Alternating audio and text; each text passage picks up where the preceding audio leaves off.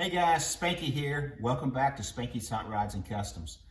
In this episode, you're going to see this wiper kit installed in a 1961 Chevy Impala. Custom firewall, everything is hidden, and we did some awesome work. Thanks for coming and helping. I'm about 95% through. This universal kit has kicked my butt. I've had to make a lot of parts for it and work myself through a lot of problems, but it was well worth it. So come on in, grab some tools, and help your boy out, and sit back and enjoy this episode.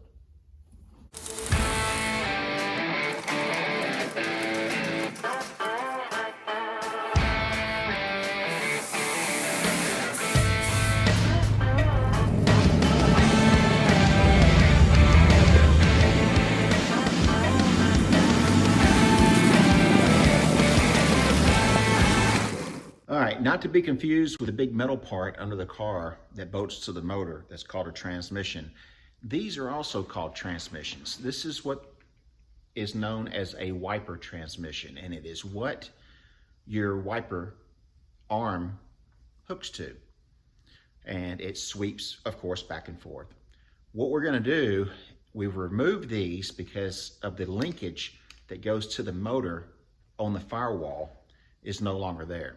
So this won't work. So we're gonna have to custom fabricate something to take place of all of this.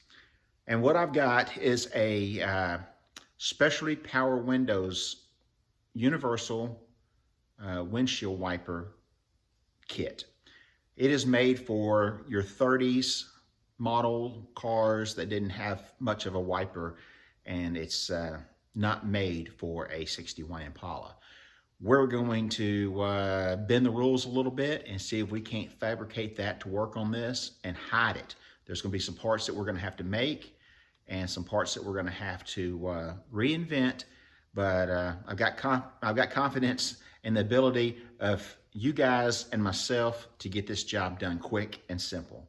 So grab some tools. Come on, let's get to work. All right, first let me start by saying you can complicate anything that you want to.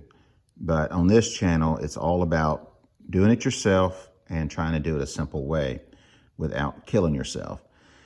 I could take this, mic it out, this little bracket right here that bolts that transmission to the factory spot. Build out a piece of aluminum, make it to where it'll slide in between all of the stacked washers. Drill and tap, make it look cool. Spend all day making that one piece. Or I could cut this piece off, use it in between all of that and make it to where it'll bolt in place.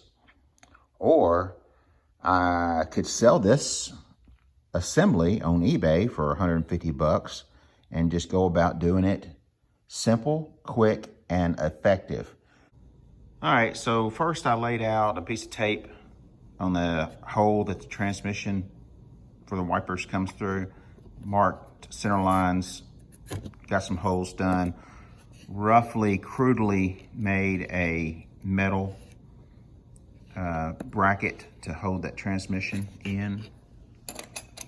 And test fitted everything, got my holes where I needed them for, got my holes where I needed them for my nut certs.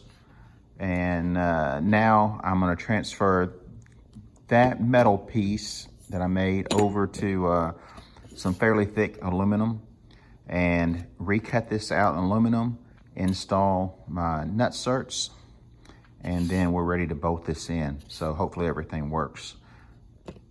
Just a few extra steps I took just to make sure that I wasn't screwing up and wasting time. And now that I know everything works good, we're going to do it one last time. No, that's not the color that's going to be. This is my layout tool die that I use so that I can scribe out what I need to do, make precise cuts. All right, so we got one traced out, and we're going to go ahead and trace this one out, and then we can cut them out. Now, next step is to go ahead and scuff them down separately and get the tooling die off of them and then we'll put in the nut certs and then hopefully get these things installed. The new mounting bracket for the new wiper transmission, and this will bolt right into the factory location, and this was made for pennies. I mean, the little nut certs are literally pennies, and this was a scrap piece of aluminum that I had. I'm gonna go ahead and put a washer behind this. I don't think I need it, but it's just gonna help keep the pressure off of just this aluminum tab.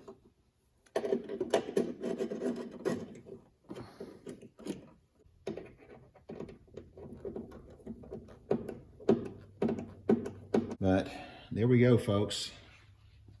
It looks nice, and now all I gotta do is the other side. But we got to the worm gear that goes in here, and it rides inside of an aluminum tube, and we've got to stretch that tube. We've got to make that tube go from one to the other. So let me go ahead and get that side done like this side, and we'll go to the next step. All right, so this is one last view of the stock transmission. And this is the part that we made to mimic the part from the factory. And then we will slide that in place.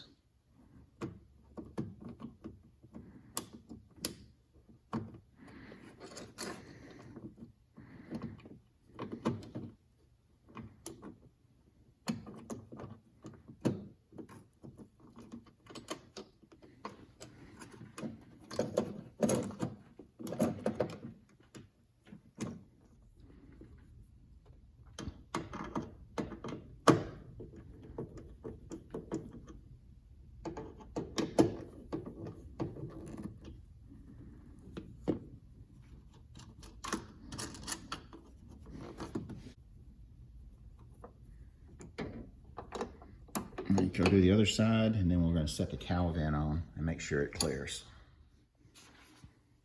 All right, this is going to be the next piece, one of the next pieces I paint.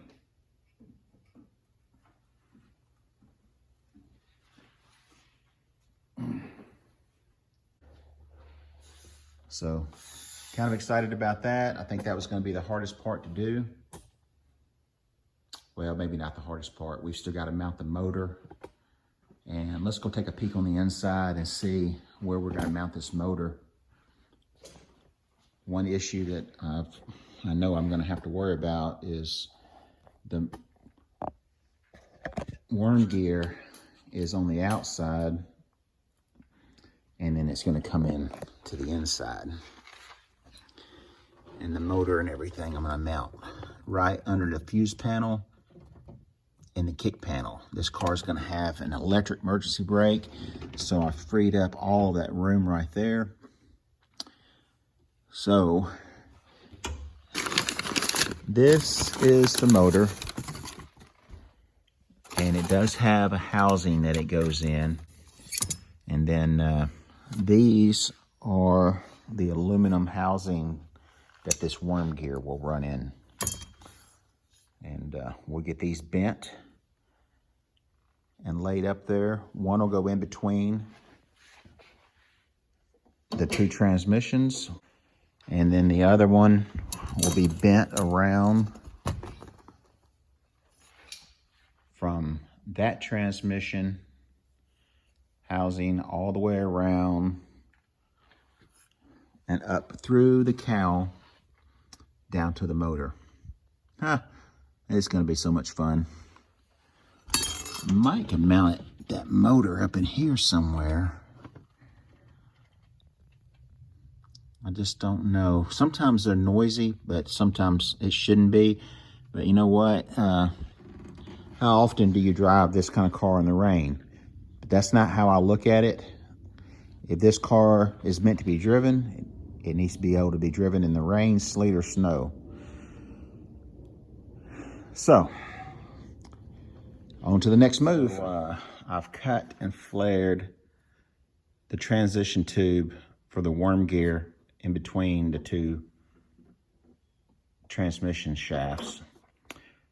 Now I've got the tube that goes around under the cowl and down to the kick panel to make out of that straight piece right there.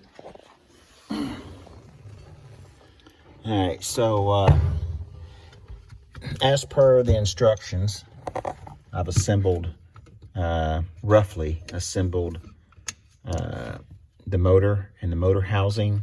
Nothing's tightened up yet, and it does have a cover plate that goes over this once everything is timed and set. My plan is to make a pan that will inset into the fresh air vent that goes into the side cowl, the lower cowl of the car, and then inset the motor in there, and then the worm gear housing that I've got left to make will come down and slide into this little white nylon channel right here. Well, good morning, folks. Another day and we're back at it. Had a great cruise in last night. Just posted up that video. Need to check it out. But let's see what we're going to do on the Impala today as we finish up the window wipers.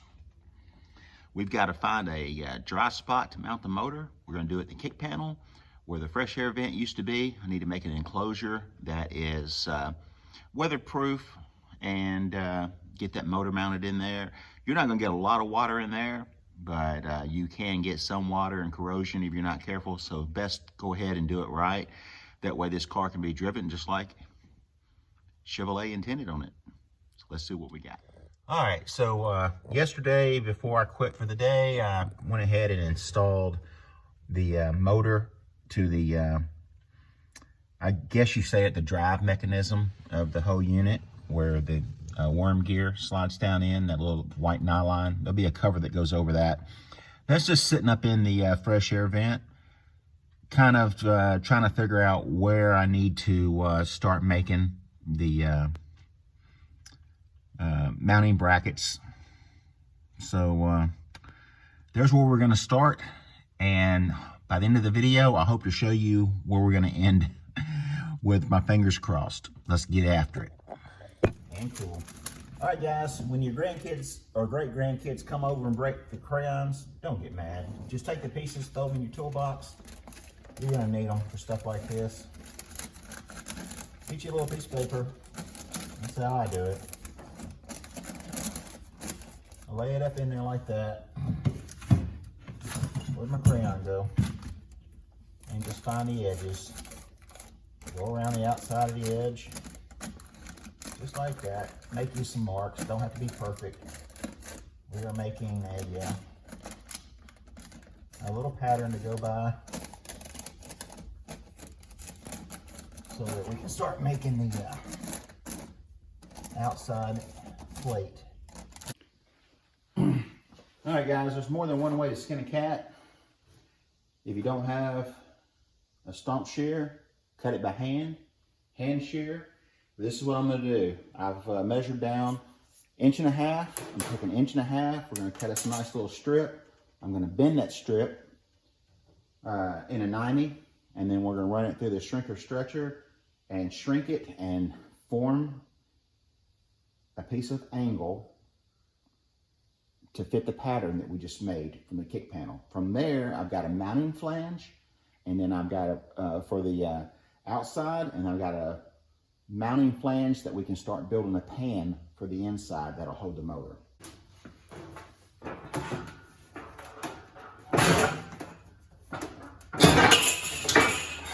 There we go. All right, there's a piece we made, 1.5 inches wide. I'm gonna go put a bend in it, and then we'll start stretching it or shrinking it. All right, we made it over to the brake. Now we're going to put a 45 in it.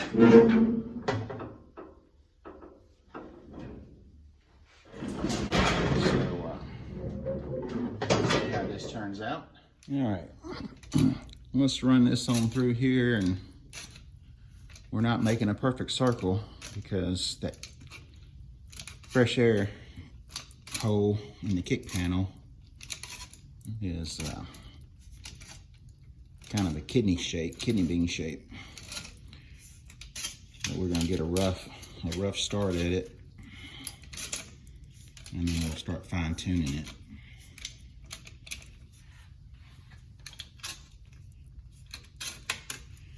But the lip that I'm bending right now that you see here is going to be the lip that secures it to the inside. So let me get this done. I'll show you a few steps along the way that I'm doing, and we'll see what's next.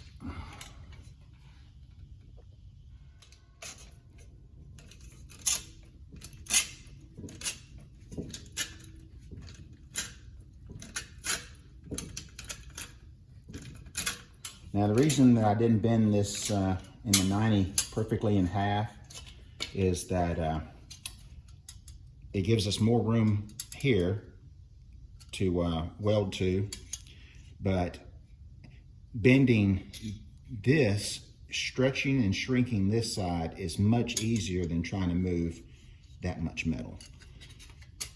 So we're pretty close, but I haven't put it on the pattern yet. So I think we're way big, but let's go see. All right, as you can see, like I thought, we are way, way large. This is just a small template, a piece of scrap that I made just to see how much metal I needed. I could bend that out and double it. So now I need to cut off the excess and start getting this circle smaller.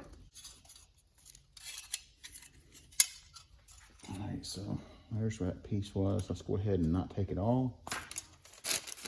All right, just 1 or 2, maybe 7 bends more off camera.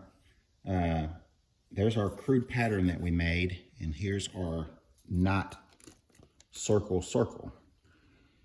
And let's line up these crayon marks that I went back over with a Sharpie so that I could see. And you can see that we're almost perfect. I've got to make a mark right here and cut about a 1/2 inch more off, and then we're ready to test fit it on the car, and then we can weld this, and then we can start making our pan that the motor is going to sit in. All right, guys, as you saw, it was a perfect fit on the pattern. Now to test fit it in the car.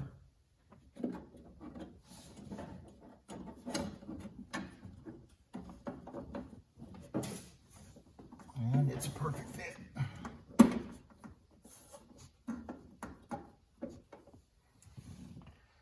Now I just need to weld it right here where I cut the pieces.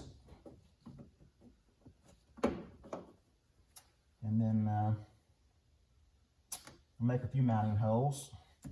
And then we've got to make the inside. Let's see if the motor fits in it. It'll all go in as an assembly. So the motor will already be in it. I think that looks pretty good. It'll be tucked away, hidden. You do not have to go through this much trouble when doing this most of the time. But when you're building a super nice car and everything needs to have its own place and hidden, but easy to work on, just plan things out. All right, let's go take this to the bench and see how much room we need to make for the pan. All right, guys, I've got this tacked up.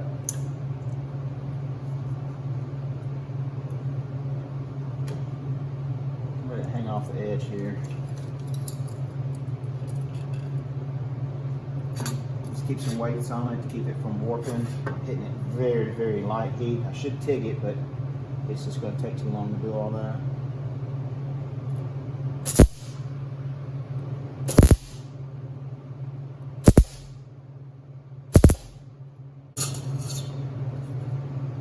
So we made good penetration in there, and that's done.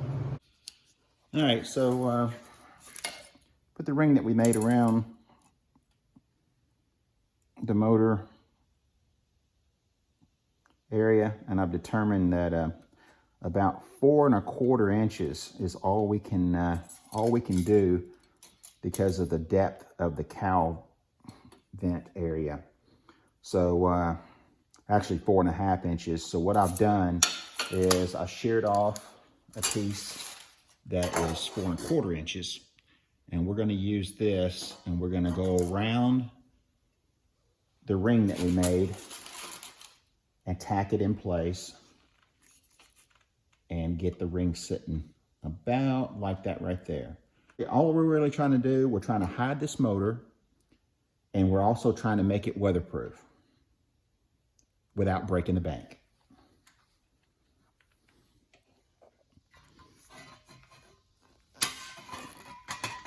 All right, we roughly got this formed into shape. There's no rocket science to it. I'll go ahead and punch some holes in it all the way around, or we can weld it to the ring.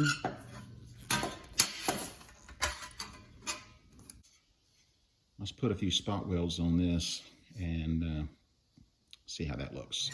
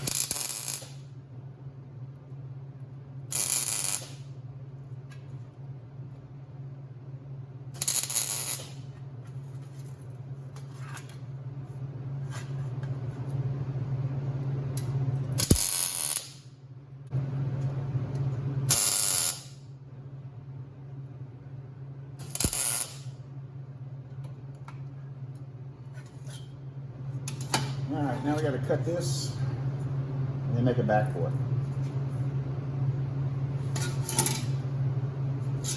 All right, so we've been at this about 30 minutes or so, and I've got the ring done and the pan done. I hadn't got a bottom done yet, but let's test fit it and see which direction we're going before we weld anything else to it. And there we go. All right, so we got the pan in there. Make sure the motor's facing to where the shaft worm gear is going up. Thank you, thank you, thank you. All right, we got to make some mounting brackets. We do that on the workbench. All right, time to make the back. And all I did was lay down the pan that we made. There we go. Got to cut that out, weld that to the back, and away we go. Now you can see on the back right here, I went around it with the shrinker just to give it a little bit of an inset. I was going to put it in the bead roller and put a round over edge in it, but I'm just going to leave it like that. It goes in really nice, and it gives me plenty of room for the motor in the back.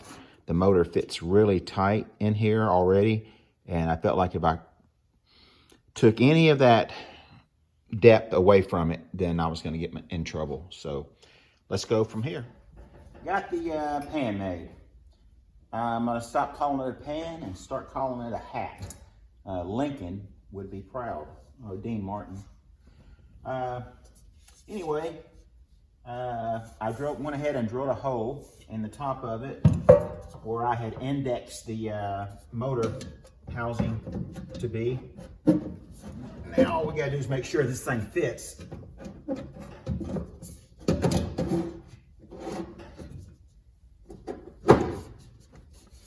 like our glove. And let me go grab the motor again. All right, so this, we got to make a rod out of the aluminum tube that goes from the motor here all the way up to the first windshield wiper transmission. And then it's got to find its way to that hole right there. That shouldn't be hard, huh, guys?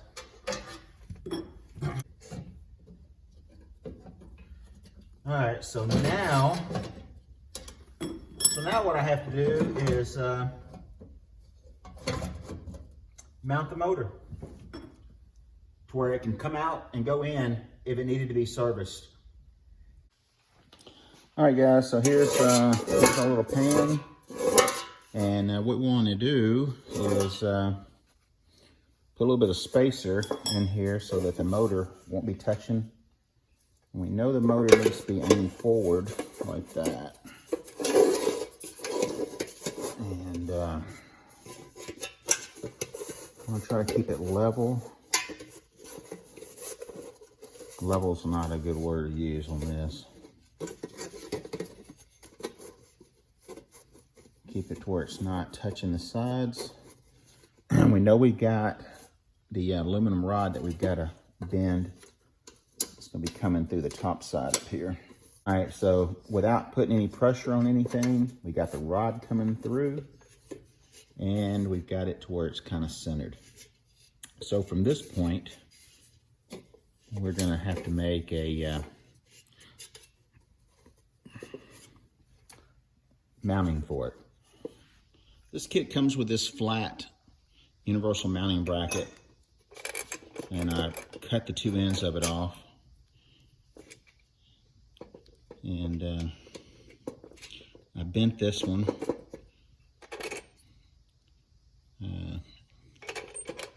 so it fit right there. I'm gonna go ahead and bolt these down, then make sure that the motor and everything is still where I want it. And then I'm gonna mark, like I marked this one and I started to cut it and then I stopped.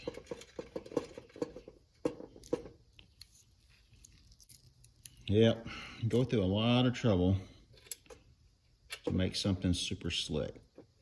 So this is all of this is a result of smoothing a firewall. And the brakes were just as complicated to go up under the dash. But you often look at cars and stuff and you say, man, why do I like that car so much? And it's all the things that the guy did when he built it that you can't even see. But that's not really what makes a cool car. A cool car is one that you go out and you get in and you have a good time regardless of what it looks like, how much it costs.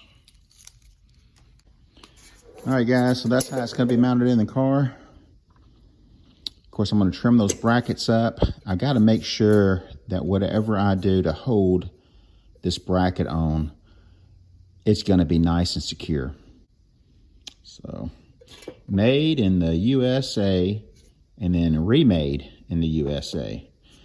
Guys, this universal stuff is universal. Some assembly required. All right, so I only had one piece left to do, and that was to bend this aluminum tubing to go from the motor to the first transmission. It's got the worm gear in it now. Yeah, so I had to make sure that it landed in the two spots that it needed to land, and I'm sure there's a little bit more of adjustment that I'm gonna have to do. But now, so everything's apart, as you see here on this welding table, and I'm going to take the transmission assemblies apart, which is the worm gear, where the worm gear goes, more kind of a rack and pinion type gear, worm gear. And I've got to grease the shafts and the area where the worm gear drive goes in, and then it's time to put it all back together. But also, please follow along in the instructions, because this is not really as an instruction video. You also have to flare the ends of the aluminum tubes where they'll go up inside here. And that little notch right there is to keep the tube from going back and forth over time and coming out of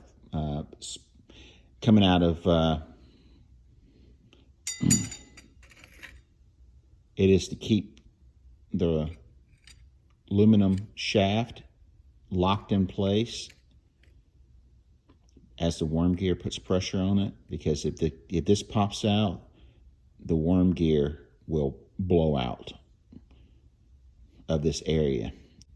So make sure you put the flared edges like the instructions say, so that you won't have to come back and fix anything later. And when you're cutting your pipe from edge to edge, if you remember, we measured for that.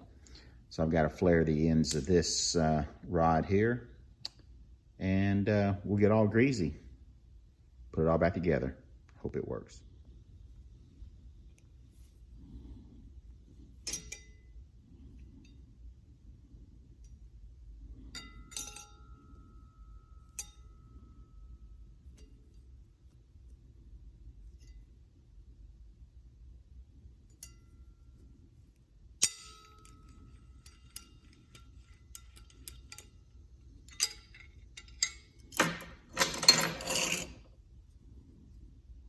All right, so there we go right there. Got a nice little flared area.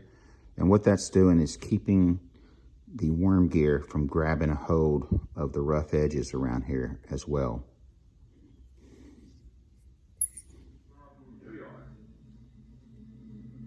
Another program of tense and dramatic action follows in just a minute. Stay tuned to the station for Official Detective.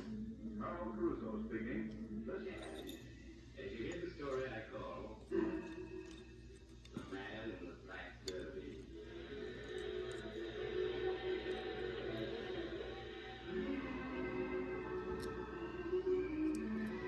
Go ahead and just run these nuts down about 1 or 2 threads.